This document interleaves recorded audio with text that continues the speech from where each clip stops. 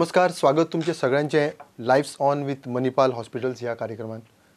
ह्या वैजकीय मळाराच्या या कार्यक्रमान आजचो जो विषय जो हा लिव्हर रिलेटेड विषय असा. लिव्हराक निगडीत जे रोग आसा त्या विशयाचेर आमी उलयतले आनी आमच्या वांगडा भासाभास करपाक ह्या कार्यक्रमान आमच्या वांगडा आसात डॉक्टर रोहन बडवे, जे कन्सल्टंट गॅस्ट्रोएंटरोलॉजिस्ट आणि हिपॅटोलॉजिस्ट आसात.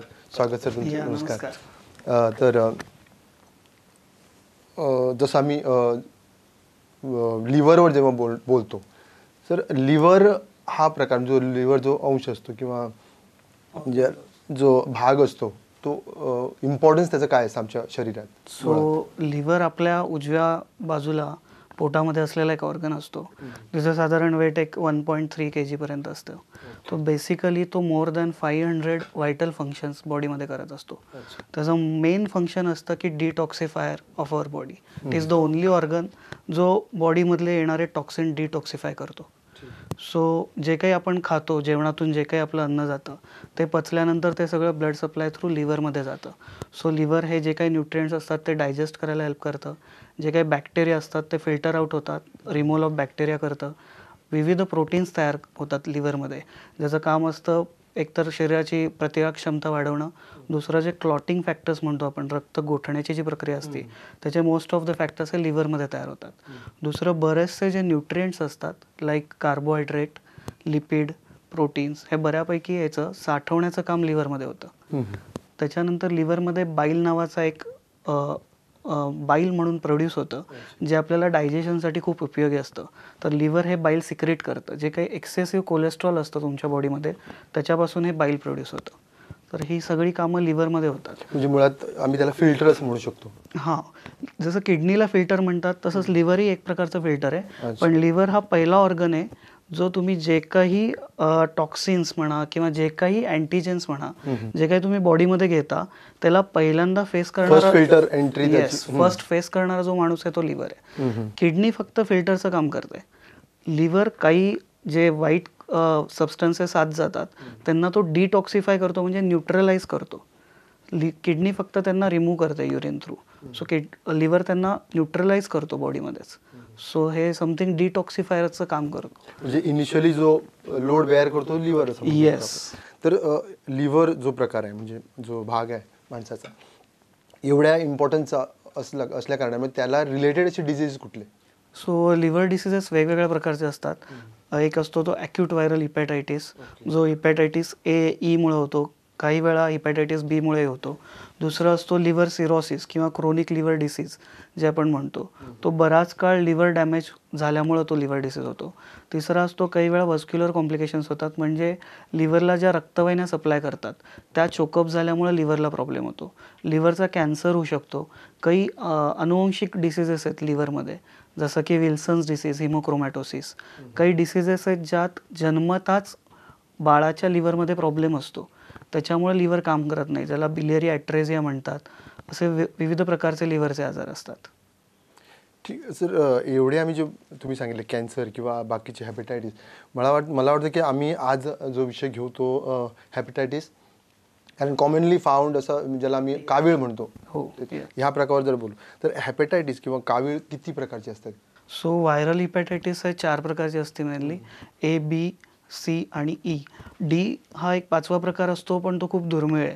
तो अलॉंग विथ हिपॅटायटिस B बरोबर येतो. तर हिपॅटायटिस A आणि E हा दूषित पाणी पिल्यामुळे किंवा दूषित जेवण जेवल्यामुळे होतो.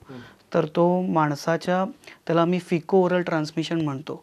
जे काही आपण शौच बाहेर टाकतो त्याच्यातून जे पाणी दूषित होतं ते पाणी नंतर फिल्टर करून किंवा ते दूषित पाणी जर पिलं गेलं तर त्यातून तो व्हायरल इन्फेक्शन होतं. सो तुम्ही ऐकलं असेल की एखाद्या गावात कावीळची साथ पसरली की ती सगळ्याच गावाला होते. तर तो हा प्रकार येतो हिपॅटायटिस A आणि E मध्ये. सो हे 2 हिपॅटायटिस A आणि E हे या दूषित पाण्यामुळे होतात. दुसरा प्रकार राहतो हिपॅटायटिस B आणि C. तर B हा मेनली रक्तातल्या दोषामुळे होतो, म्हणजे जेव्हा दूषित रक्त तुम्हाला ट्रान्सफ्यूज केलं जातं किंवा काही वेळा एकच सुई 2 पेशंटला वापरली जाते, किंवा काही वेळा आपण बघतो की काही ड्रग ॲडिक्ट्स असतात जे ड्रग्ससाठी कॉमन निडल शेअर करतात, त्यांच्यामध्ये होतो. तर हिपॅटायटिस B आणि C आणि मोस्ट इम्पॉर्टंट म्हणजे सेक्शुअल ट्रान्समिशन. जर B पॉझिटिव्ह पेशंट बी निगेटिव्ह पेशंटशी सेक्शुअल संबंध आला तर त्याच्यामध्ये ट्रान्समिट होतो. सो बी आणि सी हा या बाकीच्या प्रकारांमुळे ट्रान्सफर होतो. भारतामध्ये बघायला गेला तर 70,000 लोक दरवर्षी साधारण ॲक्यूट हिपॅटायटिसनं आजारी असतात. अक्यूट म्हणजे ह्याच्यातली ए, ई आणि बी. अच्छा. तर याच्यामुळे अराउंड 70,000, एक WHO स्टडी केला होता 2016मध्ये, तर त्यामध्ये 70,000 लोक सापडलेत. दुसरं हिपॅटायटिस बी भारतामध्ये बघताल तर 2 to 2.5% प्रिव्हॅलन्स आहे. सो आपली पॉप्युलेशन 130 मिलियन आहे सध्या. जर त्याचा विचार केला तुम्ही तर अराउंड 40 मिलियन पॉप्युलेशन हिपॅटायटिस बीनं अफेक्टेड आहे. 40 मिलियन खूप मोठा नंबर आहे. बऱ्याचशा पेशंटला हिपॅटायटिस बीमुळे जो क्रोनिक हिपॅटायटिस बी होतो त्याच्यामध्ये सिम्पटम्स खूप लेट स्टेजला येतात. त्यामुळे बऱ्याच पेशंटला हिपॅटायटिस बी असतो, पण तो जोपर्यंत टेस्ट होत नाही तोपर्यंत डिटेक्ट होत नाही, किंवा जोपर्यंत लेट स्टेजला प्रेझेंट होत नाही तोपर्यंत डिटेक्ट होत नाही. तसंच हिपॅटायटिस सी म्हणताल तर अराउंड 3 ते 5 मिलियन लोक भारतातील हिपॅटायटिस सीनं अफेक्टेड आहेत. आणि असे अजून बरेच असतील. हे जसं की सबमर्ज म्हणतात की पाण्याच्या वर दिसतं आपल्याला ते हे 5 मिलियन आहेत. खाली ज्यांच्या म्हणजे टेस्टच identify नाही होतच झाल्या, नाही. आयडेंटिफायच नाही झाल्या, त्या किती असतील हे सांगणं आत्ता कठीण आहे. सो हिपॅटायटिस बी आणि सीचा प्रचंड लोड आहे भारतात. डॉक्टर, जेव्हा आम्ही लिव्हरबद्दल बोलतो, नेमके आम्ही जरा आता गोव्याबद्दल तरी विश्लेषण केलं तर आम्ही म्हणू शकतो की लिव्हरच्या निगडीत असं म्हणजे आम्ही लिकर अल्कोहोल कन्झम्पशन म्हणतो, त्यालाच रिलेट करून आम्ही लिव्हरच्या डिझीज हे करतो. बरोबर. तर गोव्यात कसा काय प्रकार आहे म्हणजे हा लिव्हरचा आणि अल्कोहोलच्या रिलेशनवर? येस, अल्कोहोल हे मोस्ट कॉमन कारण आहे आपल्या भारतामध्ये सापडणारं लिव्हर रिलेटेड, म्हणजे जे की इझिली अवॉइडेबल आहे. जर अल्कोहोल आपण बंद केलं तर नाही होणार. तर अल्कोहोलिक लिव्हर डिसीजमध्येही स्टेजेस असतात. पहिलं स्टेज असते ज्याच्यामध्ये फॅटी लिव्हर होतं. सो बऱ्याच वेळा तुम्ही ऐकलं असेल की अल्ट्रासाऊंड केला आणि बाकी सगळं नॉर्मल आहे पण फॅटी लिव्हर आहे. तर अल्कोहोलिक लिव्हर डिसीजची पहिली पायरी असते फॅटी लिव्हर. त्याच्यानंतर अल्कोहोलिक हेपॅटायटिस होतो 20 ते 30% लोकांमध्ये. 90% अल्कोहोलिक पेशंटमध्ये फॅटी लिव्हर असतो. त्यातल्या 30%मध्ये अल्कोहोलिक हिपॅटायटिस होतो. राहिलेल्या 30%मध्ये पुढे जाऊन सिरोसिस होतो. एकदा जर पेशंटला सिरोसिस झाला तर त्याला आम्ही इरिव्हर्सिबल कंडिशन म्हणतो. त्याच्यानंतर जरी तुम्ही अल्कोहोल स्टॉप केलं, ह्याचा second phase cirrhosis, third phase second is alcoholic hepatitis. Okay. पण वन्स सिरोसिस डेव्हलप झालं त्याच्यानंतर जरी तुम्ही अल्कोहोल बंद केलं तरी तुमचं सिरोसिस माघारी येत नाही. आणि एकदा सिरोसिस झालं की तुम्हाला बाकीचे कॉम्प्लिकेशन स्टार्ट होतात, जसं रक्ताची उलटी होणं, पोटामध्ये पाणी साचणं, संडासमधून रक्त जाणं. Final stage. हां, that is cirrhosis is final stage. आणि त्याच्यापुढे हे सगळे कॉम्प्लिकेशन्स येतात, लिव्हर कॅन्सर होणं. अशा वेळी ट्रीटमेंट म्हणजे आम्ही काही वेळा रक्त थांबवण्यासाठी बँडिंग वगैरे करतो, पण बऱ्याच पेशंट हे खूप पुढच्या स्टेजमध्ये प्रेझेंट होतात ज्यांच्यामध्ये लिव्हर ट्रान्सप्लांट हा एकच उपाय राहतो. आणि अजूनही भारतामध्ये लिव्हर ट्रान्सप्लांट हे इतक्या इझिली करता येत नाही. एक कारण म्हणजे आपल्याकडे डोनर अवेलेबल नसतात, आणि अजूनही लोकांमध्ये डेथ नंतर ऑर्गन डोनेशनसाठी एवढा अवेअरनेस नाही आहे. त्यामुळं ह्या सगळ्या गोष्टी फक्त तुमच्या हौशेसाठी तुम्ही स्वतःवर घेणार का? म्हणजे कुठेतरी आमची लाईफस्टाईल जी आहे एफेक्ट करते असं म्हणतो. जे कोणी लिकर हे स्वतःच्या हौशेसाठी घेतात त्यांनी हे पुढच्या गोष्टी नजरेत ठेवूनच ते घ्यायला पाहिजे. पण डॉक्टर त्याच्यात असं रेशो काही असतो का, म्हणजे लिमिट असतं का, एवढं अल्कोहोल घेतलं तरच होऊ शकतं की नाही, असं काहीतरी? लिटरेचर सांगतं आमचं की 30 to 60 gram of alcohol per day जर घेतलं ओव्हर द 5 to 10 इयर्स तर सिरोसिस होतो.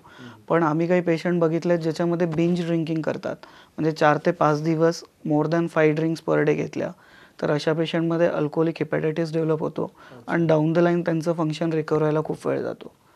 सो लिमिट आहे, पण एकदा माणूस एक्सेसिव्ह अल्कोहोलमध्ये घुसला की तो प्रमोट अल्कोहोल म्हणजे एक विचारलं तुम्हाला ते 30 to 60 gram per day in men आणि 20 to 40 gram per day in female is the safe limit declared by international guidelines for preventing cirrhosis. पण अल्कोहोलमुळे बाकीच्या काही गोष्टी होतात जो आजचा आपला टॉपिक नाही आहे. पँक्रियाटायटिस आणि अदर काही अल्कोहोलमुळे होणार आहे ते इव्हन तुमच्या सिंगल ड्रिंकमुळेही होतात. काही पेशंटमध्ये सिंगल बिंज ड्रिंकिंगनं पेशंटला पँक्रियाटायटिस डेव्हलप होतो आणि पेशंट त्याच्यानंतर 30 ते 40 दिवस हॉस्पिटलमध्ये ॲडमिट असतो पँक्रियाटायटिसपासून रिकवर होण्यासाठी. त्याच्याच निगडीत असा दुसरा प्रश्न म्हणजे सिगरेट स्मोकिंग हे किती माल? स्मोकिंग अल्कोहोल बरोबर काय म्हणतात एकत्रित काम करतं. म्हणजे स्मोकिंग आणि अल्कोहोल एकत्र केलं तर त्याचा इम्पॅक्ट खूप जास्त होतो. 1+1=2 व्हायच्या ऐवजी 5 होऊन जातो. आणि मेनली लिव्हर कॅन्सरसाठी स्मोकिंग हा खूप वल्नरेबल फॅक्टर आहे जो इझिली अवॉइड करता येतो. डॉक्टर दुसरं तुम्ही जे बोलला ते फॅटी लिव्हर, ह्या विषयावर जरा बोला. फॅटी लिव्हर हे बेसिकली जेव्हा शरीरातलं जास्त कोलेस्ट्रॉल किंवा फॅट लिव्हर सेलमध्ये डिपॉझिट होतं त्याला फॅटी लिव्हर म्हणतो. त्याची बरीच कारणं असतात. आता तुम्ही बोलला तसं गोव्यामध्ये मोस्ट कॉमन अल्कोहोल आहे, पण त्याच्याबरोबरच हिपॅटायटिस बी आणि सी गोव्यामध्ये खूप जास्त आहे. कारण ड्रग ॲडिक्शन आणि बाकीच्या गोष्टींमुळं हा इझिली ट्रान्समिसेबल आहे. तर ह्याच्यामुळेही फॅटी लिव्हर होतो. आणि थर्ड जसं सांगितलं ओबेसिटी, डायबिटीस या पेशंटमध्ये ओबेसिटीमध्ये 90% लोकांना फॅटी लिव्हर मिळतो. डायबिटीसमध्ये अराउंड 60 ते 70% लोकांमध्ये फॅटी लिव्हर होतो. फॅटी लिव्हरमध्ये स्टेज असते की पहिल्यांदा फॅटी लिव्हर होतो, त्यानंतर नॉन अल्कोहोलिक स्टियाटोहिपॅटायटिस होतो आणि ओव्हर द डेज त्या पेशंटला सिरोसिस होतो. अच्छा. तर रिसेंटली एक भारतामध्ये डॉक्टर मुखर्जी म्हणून यांनी खूप मोठी स्टडी केली होती सिरोसिससाठी. तर आपला जो पश्चिम भारताचा पार्ट आहे ज्याच्यामध्ये गोवा येतं, महाराष्ट्र येतं, त्याच्यामध्ये most common cause of cirrhosis was non alcoholic fatty liver disease. अच्छा. सो फॅटी लिव्हर हे निग्लेक्ट करण्यासारखं नाही आहे. त्याच्यासाठी योग्य वेळी टेस्ट करून त्याची स्टेज डिटेक्ट करून त्यासाठी ट्रीटमेंट घेणं, लाईफस्टाईल मेजर्समध्ये चेंजेस करणं, वेट लॉस करणं हे फार गरजेचं आहे. मुळात मला तो पुढचा प्रश्न हाच होता की हे डिटेक्ट करणं किंवा त्याच्याबद्दल स्टडी करणं केवढा गरजेचं आहे. सो फॅटी लिव्हर जसं म्हणलं तसं की आत्ता सध्या आपल्या पश्चिम भारतातल्या साईडमध्ये most common cause of liver cirrhosis आहे. तर त्याच्यामध्ये एक फायब्रोस्कॅन म्हणून टेस्ट केली जाते, ज्याच्यामध्ये आपल्याला स्टेज कळतं इन बिटवीन बिफोर सिरोसिस की पेशंट कुठल्या स्टेजमध्ये.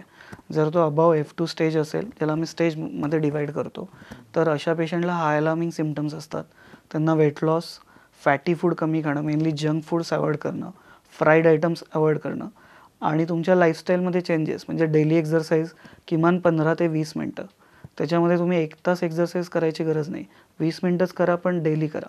रेग्युलरिटी जास्त महत्त्वाची असते. एक्झर्शन इम्पॉर्टंट आहे ना, म्हणजे येस, एक्झरसाईज आणि तुमचं लाईफस्टाईल मेजर्स जास्त महत्त्वाचे आहेत फॅटी लिव्हरसाठी.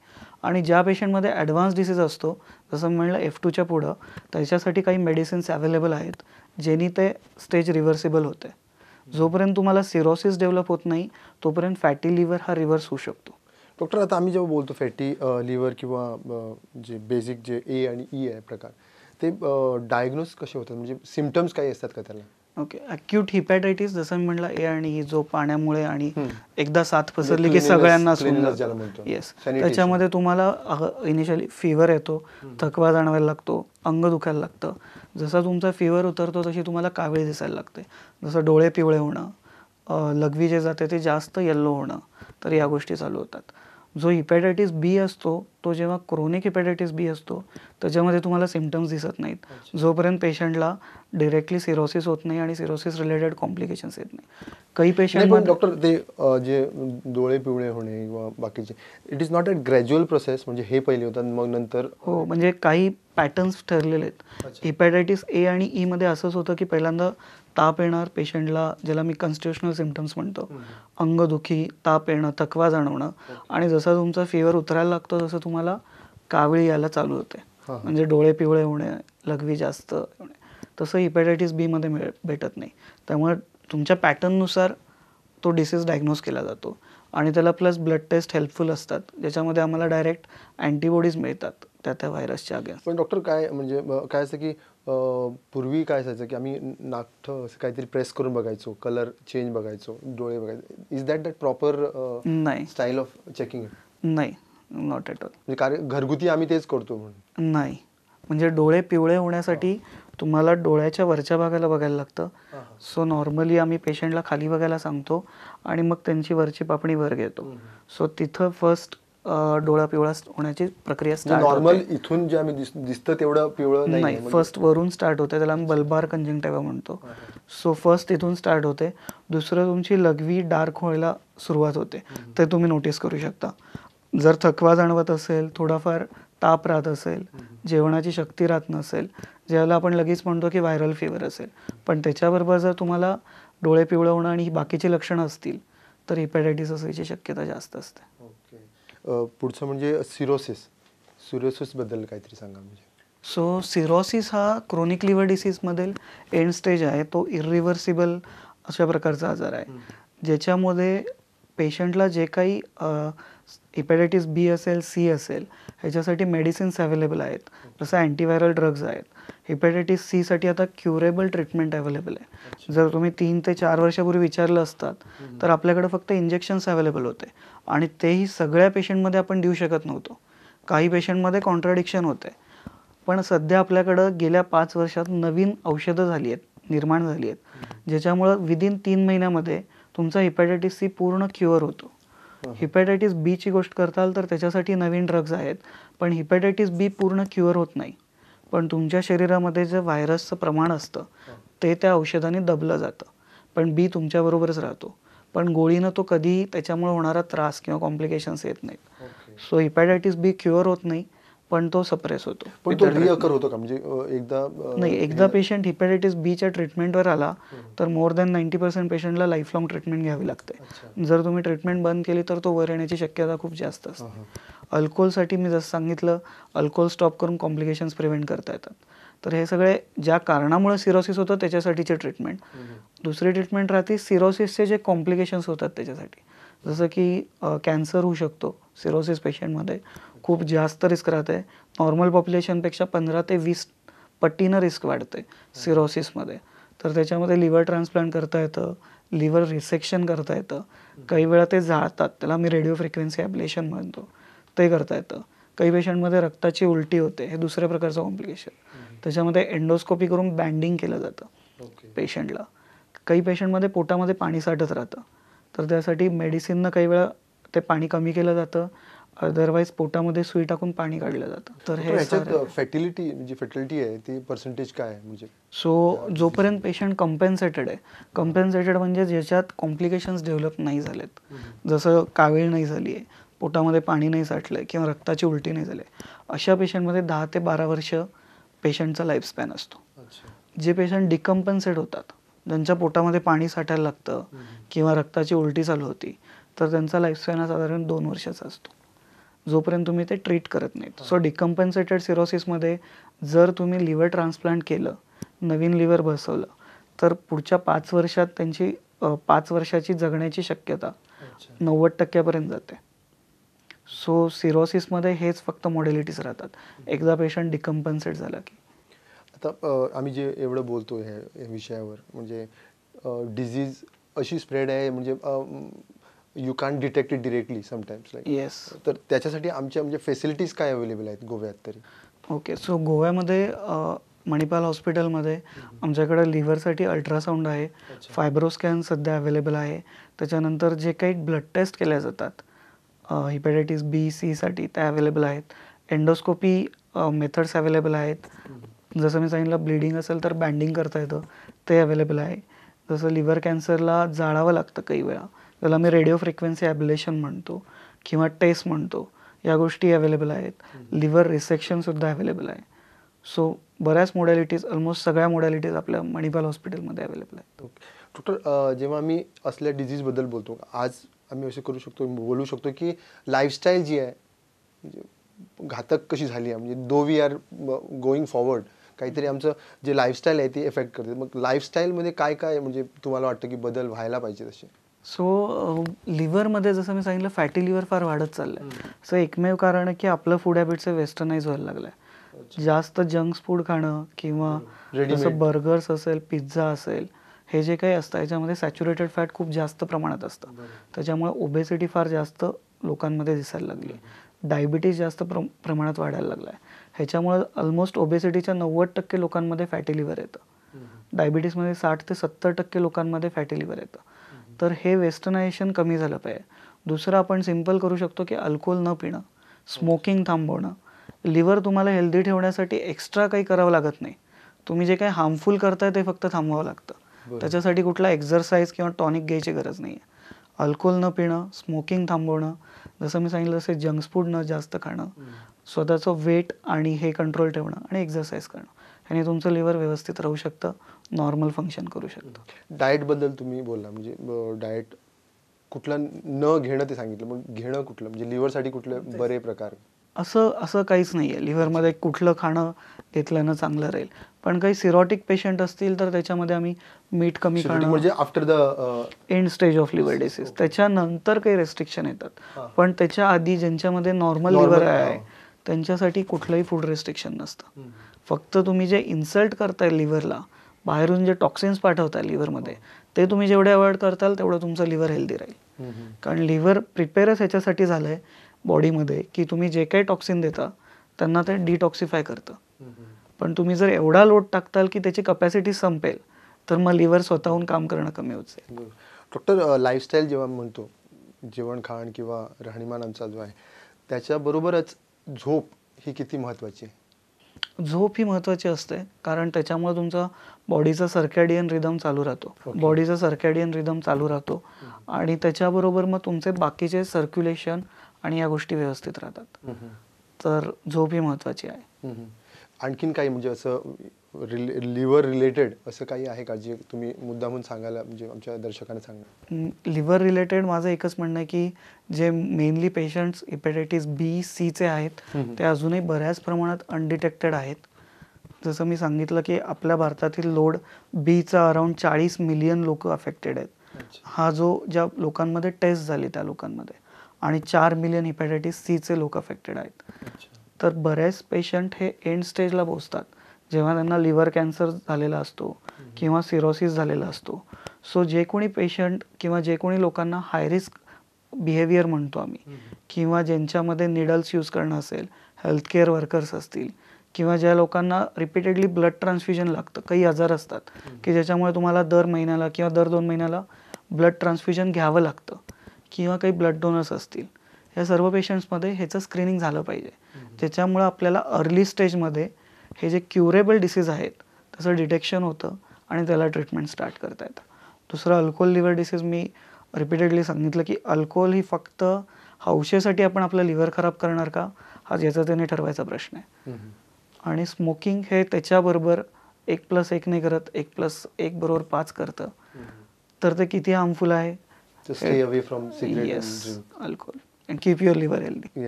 डॉक्टर, फायनली म्हणजे अवेअरनेस जे असतं ह्याच्यावर आम्ही कसं काही करू शकतो, किंवा तुमच्यापर्यंत तुम्ही कसं का करता अवेअरनेस लिव्हरबद्दल? सो आम्ही एक सध्या असं आहे की लिव्हरसाठी आपल्याला बरेचसे पेशंट एंड स्टेजमध्ये दिसतात.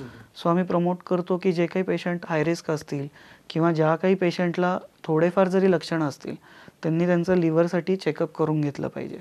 जसं की मेनली अल्ट्रासाऊंड आणि काही ब्लड टेस्ट असतात ज्याच्यामध्ये लिव्हर फंक्शन कळून जातं.